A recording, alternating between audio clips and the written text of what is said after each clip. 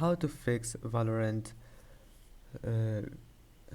Vanguard error easy and quick. If you want to fix it, first just type here run and click on it, then type here, now type here services.msc and click OK.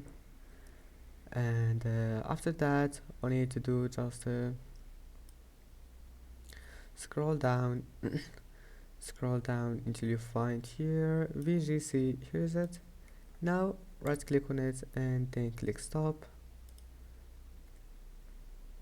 and after that right click here, open task manager, and here just click startup and scroll down until you find here Vanguard tray notification.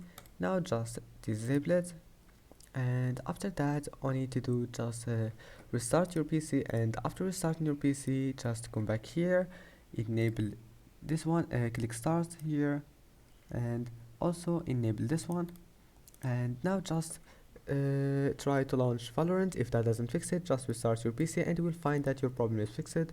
And that's it for today's video. If you like this video, don't forget to like, and see you in the next video.